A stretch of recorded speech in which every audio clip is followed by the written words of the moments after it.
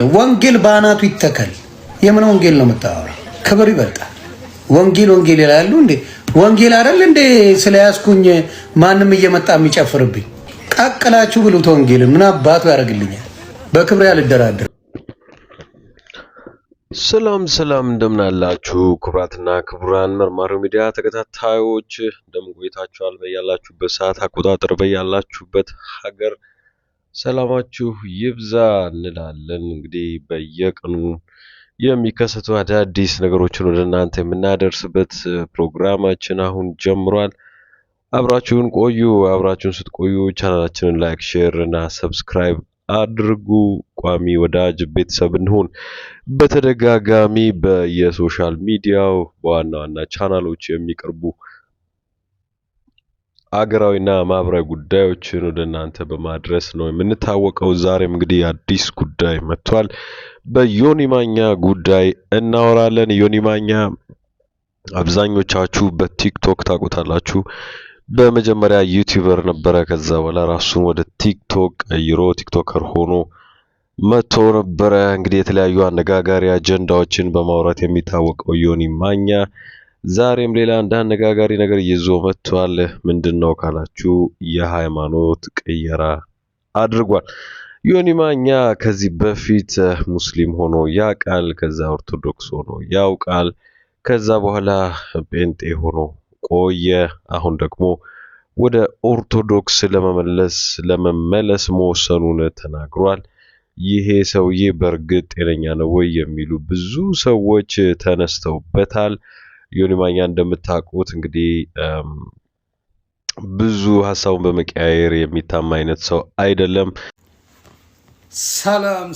ሰላም፣ ክብር ለኢየሱስ ይሁን።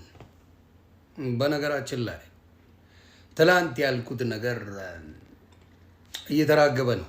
የሚያራግቡት ደግሞ ለወንጌል እንቆረቆራለን የሚሉ አሁን ሰዎች ሲያራግቡ አየውና ምንድነው ያልኩት? ስሜታዊ ነበርኩ። በስሜቴ ላይ የተናገርኩት ነገር አለ። ምን አይነት ንግግር? ከወንጌል ክብር የኔ ክብር ይበልጣል ብዬ ተናገርኩ። ወንጌል ባናቱ ይተከላልኩ። ይሰማል? ወንጌል ባናቱ ይተከል፣ ከወንጌል ክብር የዮኒ ማኛ ክብር ይበልጣል አልኩ። ሌሎቹን ለጴንጤ ወንድምናቶቼ ነው በደንብ አድርጌ የምነግራችሁ፣ በደንብ እንድትሰሙ መስማትም ስላለባችሁ ማለት ነው። ስለ አድኖን ቀደ ጸብ ተፈጥሯል። ሙስሊምንም ነብዩ መሐመድ አምላክ አይደለም ነብይ ነው ብለ እንደፈለጋችሁ ትናገራላችሁ። ስሜት አላቸው። ስሜታቸውን ስለምታውቁ በየትኛው መንገድ ላይ ስሜታቸውን ስለምታውቁ ምን አርጋችኋል? በእነሱ ላይ በገድላት ላይ ምናምን ታላግጣላችኋል። አየህ፣ እኔ ትላንትና ወንጌል ባናቱ ይተከል ስል ድፍን ጴንጤ መጥቶ መጮ ጀመረ። ስሜታዊ ናችሁ እናንተ። ንስሐ ይግባ፣ ስህተት ተናግሯል ማለት ይቻላል። ሮጣችሁ ቪዲዮ ለመስራት ተሯሯጣችሁ። እርግጠኛ ነኝ አቤል አቡና ይሄ መልእክት ሲደርሰው ሮጦ ቪዲዮ እንደሰራ እርግጠኛ ነኝ። እርግጠኛ ሆኜ ነው የምናገረው። ሌሎቻችሁም በጌታ ነን የምትሉ ስሜት የለንም የምትወዱት ነገር ሲነካ እንዴት እንደሚያንጨረጭር አያችሁት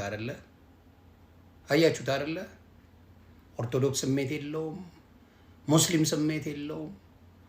ገዳይ ነው ጨፍጫፊ ነው ስትሉ ከነበራችሁ ወንጌል ባናቱ ይተከል ሲባል ለምን ተናደድክ? ለምን ስሜታዊ ሆንክ? እውነተኛ የክርስቶስ አርበኛ ስሜት የለንም፣ አንጣላም፣ አንሳደብም፣ እንዲያናደርግም የምትሉ ከሆነ ወንጌል ባናቱ ይተከል ማለት የፈለገውን ቢባል ለምን ትናደዳለህ? ወይ ለምን ተናደድሽ? ለምን ተናደድክ? አየህ፣ እናንተም ስሜታዊ ናችሁ። በምትፈልጉት ነገር ሲመጣባችሁ ጴንጤም አንድ አይነት ነው። ሰው ንግግሩ ስህተት ነው በሚገባ። እኔ ክብር ያለኝ ሰው አይደለሁም። ክብሬ ኢየሱስ ነው። እኔን ያዳነኝ ኢየሱስ ነው። የዳንኩት በኢየሱስ ነው። ወንጌል ደግሞ ስለ ኢየሱስ ነው።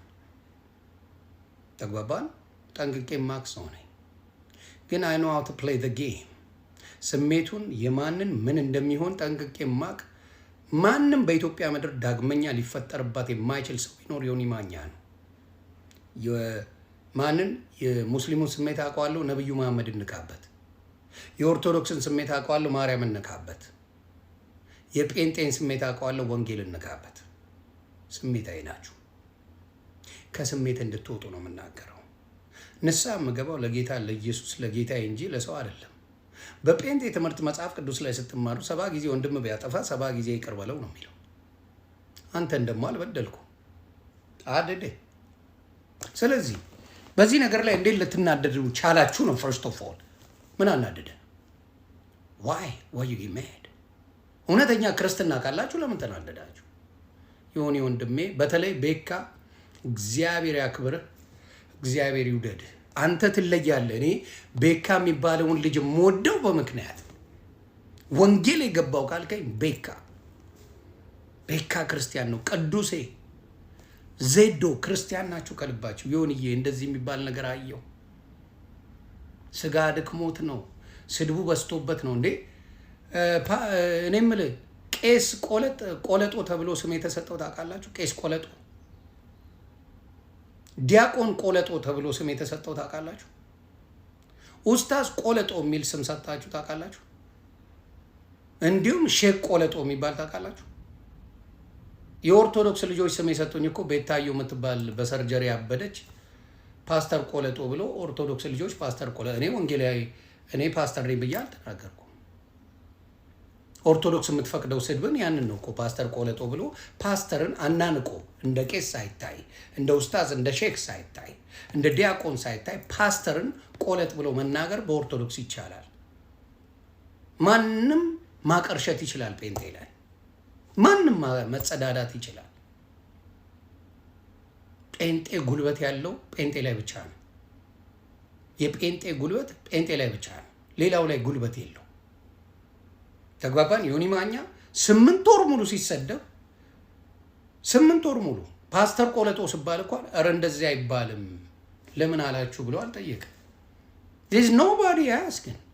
ዮኒ ማኛ ስድቡን ይጠጣል፣ እናንተ ጌታ እናመልካለን ትላላችሁ።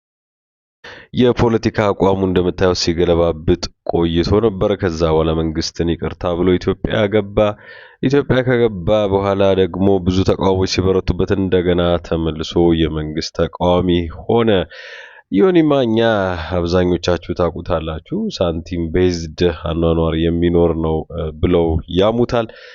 ከዛ በተረፈ ከዚህ ቀደም ብዙ ጊዜ እንደምታውቁት ራሴን በሪል ስቴት ዘርፍ ለማሰማራት አስቤያለሁ ብሎ በጣም ብዙ ፕሮሞሽኖችን በሰይፉ ላይ ካቀረበ በኋላ ብዙዎቹ የሱ ኑሮ እንደምታስቡት የተደላደለና የሀብታም የቀበጥ አይደለም። ዮኒ ማኛ ማለት መናጢ ደሃ ነው፣ ውጭ ሀገር ከመኖሩ ውጪ ያሉ ሲከራከሩ ነበረ። እንደ ማስረጃ ሲያቀርቡት የነበረው ጉዳይ ደግሞ የሀገሪቱ ፍሪ ፉድ የምታቀርብ ሀገር ናት። በተለይ ራሳቸውን ችለው ለማይኖሩና አቅም ለሌላቸው ዜጎች ፍሪ ፉድ በማቅረብ ትታወቃለች። የሚኖርባት ሀገር አሜሪካ።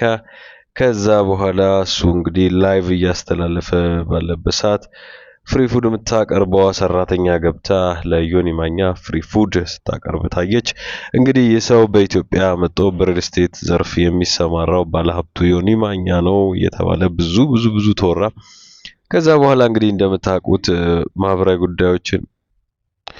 ብዙ ማህበራዊ ጉዳዮች ላይ እየገባ ሲናገር ታውቁታላችሁ። ከዛ በተረፈ እንግዲህ ዮኒ ማኛ ብዙ አቋም አልባ በሚል ነው አብዛኛው ሰው የሚያውቀው። ያና እንደዚህ ያለ እዚህ ደርሶ ነበር። እንግዲህ በትላንትናው ዕለት ከጴንጤ ከሆኑ ሰዎች ጋር ቅያሜ ውስጥ በመግባቱ ብዙ የአጌንስት ሃይማኖት ወይም አጌንስት ሪሊጅን የሆኑ ነገሮችን ከኤቲክስ ውጪ በወረደ ቋንቋ ሲናገር ነበር። ስለ ወንጌል አውርቷል። እዚህ ላይ ቪዲዮቹን ቀነጫጭበን አታች አድርገንላችኋል፣ ማየት ትችላላችሁ። ወንጌልን እንደማይፈልግ፣ ከወንጌል ይልቅ የሱ ክብር እንደሚበልጥ፣ መንበርከክም እንደማይፈልግ በተደጋጋሚ ሲናገር ነበር። ከዛ በኋላ ብዙ ተቾች ሲበዙበት እንደዚሁም ደግሞ በተለየ ፕሮቴስታንት ፓስተሮችና አክቲቪስቶች እሱን እየተቹ ቪዲዮ እንደሚሰሩ ተናገረ። እሱን ካላደረጉ ኦርቶዶክስ እንደሚሆን በተደጋጋሚ ሲናገር ነበር። እኔ አንዳንድ ጊዜ አይገባኝም ማለት ይህን ሰው እንደ ቁም ነገር ቁጥሩ አብዛኛው ሰው ላይቭ ቁጭ ብሎ ሲከታተለው እንደዚህ አይነት የሙድ ዲስተርበንስ ወይም ደግሞ የአቋም ቼንጅ የሚያመጡትን ሰዎች ለምን በተከታታይ ማፈመስ እንደምንፈልግ አይገባኝም፣ እንደምናግዛቸውም አይገባኝም። ከዛ አጀንዳ ሆነ። በእርግጥ ኢትዮጵያ ውስጥ አጀንዳ መሆን ያለበት ይህ ሰው ነው ወይ? ማለት ብዙ ጉዳዮች የሉንም ወይ? ቁም ነገር የምናሳልፍበት ጊዜ የለንም ወይ? ምንድነው እያደረግን ያለ ነው? እየተዝናናንበት ነው ወይስ እሱን ተከትለን ደግሞ አጀንዳ ለራሳችን እየሰጠን ነው? በጣም አሳሳቢ የሚባል ነው ብዬ ነው የማስበውና ሰዎች የሶሻል ሚዲያ ተጠቃሚዎች ቆም ብለን ልናስብ ይገባል። እንደዚህ አይነት ሰዎች ነው ራሳችን እየገፋፋን ወደማይሆን የእውቅና ደረጃ እናደርሳቸዋለን። ከዛ አላመልሰው መጥተው ይቀልዱብናልና አሁንም እያየን ያለ ነው እሱን ነውና እባካችሁ አንዳንድ ጊዜ ማሰብ ይኖርብናል። ዝም ብለን የራሳችንን ክብር ከሚያወርዱ አቋማችንን ከማይመጥኑ ሰዎች ጋር ራሳችንን እያወዳደርን ይሄው እንደ ዮኒ ማኛ አይነት ሰዎች በአመት 5 ሃይማኖት እየቀያየሩ እኛንም ናላችንን ያዞሩታል፣ ህዝቡንም እንደዚሁ ማለት ነውና እንደዚህ አይነት ሰዎች ሃይማኖት ምን እንደሆነ ለታዳጊ ህፃናት ተራ ነገር እንደሆነ ሁላ እያስተማሩብን ነው። በጣም ጥንቃቄ የምናደርግበት ወቅት ነው ብዬ ነው ማስበው። ምክንያቱም ለነሱ አሁን ኖርማል በቃ እንደ ልብስ እንደ መቀያየር አስመሰሉት። ስለዚህ የሃይማኖትንም ክብር ከሱ ጋር ቁጭ ብላችሁ የምትወያዩ ሰዎች በጴንጤም ሆኑ በኦርቶዶክስ ከዛም በሙስሊም ሆኑ እኛ አይመለከተንም። ግን እንደዚህ አይነት ሰዎች ባህልንም ሃይማኖትንም ሀገርንም የሚያዋርዱ ናቸውና ጥንቃቄ ብታደርጉ ብዬ ነው እኔ መናገር ፈልገው። ምክንያቱም ክብራቸው የወረዱ ሰዎች ለሃይማኖት ክብር አይመጥኑምና ነውና የሚያሳዝን ነው እየሆነ ያለው ነገር። ከዛ ውጪ ቪዲዮቹ ላይ ብትመለከቷቸው ብዙ የሃይማኖት ሰዎች በዮኒ ማኛ ዙሪያ ይከራከራሉ። which is not ትክክል አይደለም። ምክንያቱም ዮኒ ማኛ ማን ነውና ነው እሱ መጀመሪያውኑ አጀንዳ የሚሆነው? ለመተቸት ማን ነው? ለመተቸትስ ማን ነው? አስተያየት እንዲደርሰውስ የሚደረገው እሱ ማን ነውና ጥንቃቄ ማድረግ አለብን። በተለይ ወደፊት ለምንፈጥራቸው ትውልዶች ጄኔሬሽኖች እኔ የምሰጋው ወደፊት እንደ ዮኒ ማኛ አይነት ብዙ ትውልዶች እንዳናፈራ ነው። ምክንያቱም ተሳድቦ ክብር አውርዶ ሃይማኖት ቀያይሮ ትልቅ የትኩረት መስህብ ሆኖ እዚህ ከደረሰ ይህ ሰው ነገ ከነገ ወዲያ በእርግጠኝነት ምነግራችሁ ትውልዳችን ከዚህ ያለፈ ትውልድ አይሆንም። ምክንያቱም በቀላሉ ገንዘብ ሜክ ማድረግ፣ በቀላሉ ሰው መሆን፣ በቀላሉ ታዋቂ መሆን፣ በቀላሉ ገንዘብ ማግኘትን ቁጭ ብሎ ቲክቶክ ላይ ለትውልዱ እያስተማረ ነውና እስቲ አንዳንዴ የምትደግፉትን ሰው እንኳን ወቁ፣ የምታበረታቱትን ሰው ለዩ። ዮኒ ማኛ ማን ነውና ነው ማበረታታው ብላችሁ አንዳንዴ you have to say no። እንደዛ ነው የማስበውና አትዩት፣ ፎሎ አታርጉት፣ አትከተሉት። በቃ እሱ ማን ስለሆነ ነው በህዝቡ አእምሮ እየቀለደ ህፃናትን እያበላሸ ተተኪ ትውልዱን ሃይማኖት ማለት ካልሲ እንደመቀየር ርካሽ ነው የሚለውን ለማሳየት እየሞከረ ምን እያደረጋችሁ ነው? ከሱ ስር የምትሉት ምን ቁም ነገር አግኝታችሁ ነው? guys come on, this is the right time to say no.